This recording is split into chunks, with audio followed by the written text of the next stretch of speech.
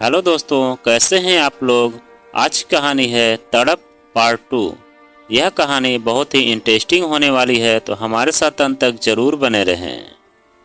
सुषमा ने मेघा से कहा, इस काम में मेरी कोई मदद चाहिए हो तो बताना, मैं हमेशा तुम्हारे साथ हूँ। सुषमा की बात सुनकर मेघा के चेहरे पर आत्मविश्वास की चमक दिखाई दी।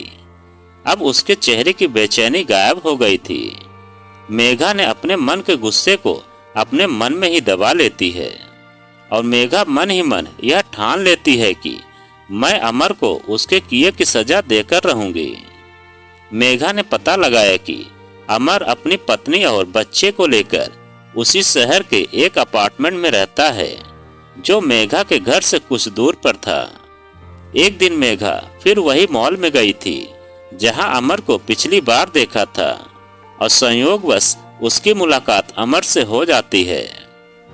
मेघा अमर को देखकर बहुत गुस्सा होती है। मेघा अमर से बोलती है, तुम्हारा तो एक्सीडेंट हो गया था, तो अब जिंदा कैसे हो गए।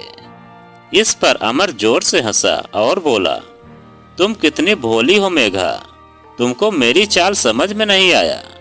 मेरा दिल जिस लड़की पर आ जाता है तो मैं उसे पाकर रहता हूँ, चाहे प्यार का नाटक करके या पैसों से खरीद कर। मेरा तो यही काम है, लड़कियों को अपने जाल में फंसाकर उनके साथ मस्ती करना। इस पर मेघा को बहुत गुस्सा आया और मेघा ने अमर को एक जोरदार थप्पड़ रसीद कर दिया और बोली, तुमने मेरे प्यार का गलत फायदा उठाया है, जिसकी सजा तुम्हें मैं दिला कर रहूंगी। तुम जैसे भेड़िए जब तक जेल के सलाखों के पीछे नहीं जाते, तब तक मेरी जैसी कितनी लड़कियों को तुम अपने जाल में फंसाकर बर्बाद करोगे। और धमकी देकर मेघा वहां से चली जाती है।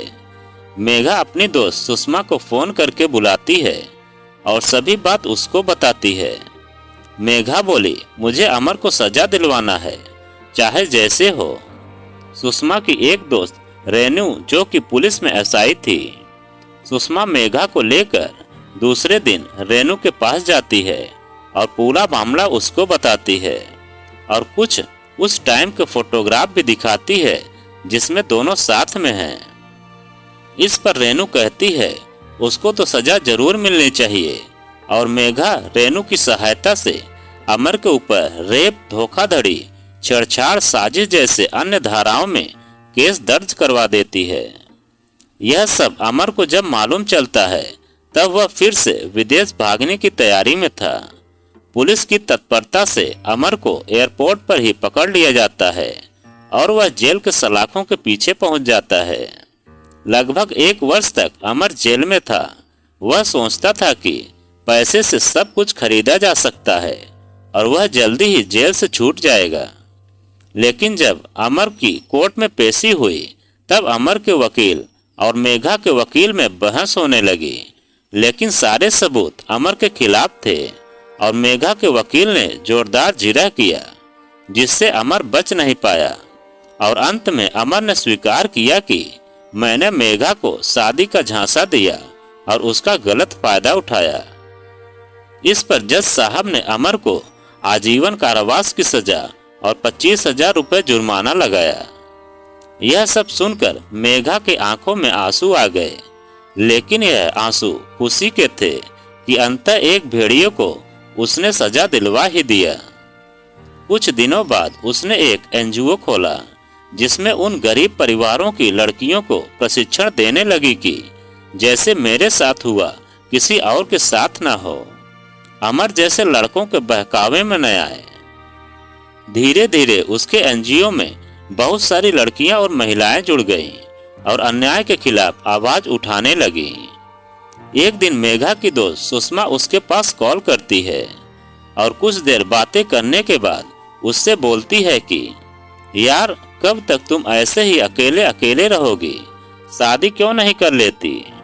अगर तुम तैयार हो तो मेरे नज़र में एक लड़का है, बहुत ही सीधा सरल स्वभाव का है और वह एक कंपनी में असिस्टेंट मैनेजर है, कहो तो बात करूं। ना नुकुर करते करते वह शादी के लिए मान जाती है और सुषमा ने उस लड़के से दोनों की मीटिंग करवा दी और जल्दी ही दोनों शादी के परिणय सूत्र में बंध जाते हैं और खुशी खुशी अपना जीवन व्यतीत करने लगते हैं। हमारे समाज में महिलाओं के खिलाफ होने वाले अत्याचारों से निपटने के लिए समाज में महिलाओं के अधिकारों की जागरूकता फैलाना जरूरी है। इसके लिए बेहतर शिक्षा और साक्षरता की प्रोत्साहन की जानी चाहिए। साथ ही समुदाय के साथ मिलकर महिलाओं की सुरक्षा और समृद्धि के लिए काम किया जाना चाहिए, जिससे ज्यादा से ज्यादा महिलाएं अपने साथ हो रहे अत्याचार के खिलाफ आवाज उठाएं और दोषियों को उनकी सजा दिलवाएं। महिलाओं के खिलाफ बढ़ते आंकड़े सभ्य और शिक्षित समाज के लिए बदनुमा दाग हैं। इस प्रकार की हिंसा को रोकने के लिए बनाए गए कानून से कहीं अधिक जरूरी महिलाओं का सशक्त होना है। किसी भी प्रकार के हिंसा के खिलाफ जब तक महिलाएं स्वयं आवाज बुलंद नहीं करेंगी, तब तक अपराधियों के हौसले बुलंद होते रहेंगे। इस हिंसा को रोकने में जहां आत्मविश्वास का होना जरूरी है, वहीं शिक्षा भी एक कारगर हथियार साबित होती है। यही कारण है कि ग्रामीण क्षेत्रों की तुलना में शहरी क्षेत्रों में महिलाएं अपने साथ होने वाली किसी भी प्रकार की हिंसा के खिलाफ केस दर्ज करवाती हैं। यह इस बात का प्रमाण है कि महिलाएं जब तक जागरूक नहीं होंगी, उनकी आवाज चहर दीवारियों में दबाई जाती रहेगी।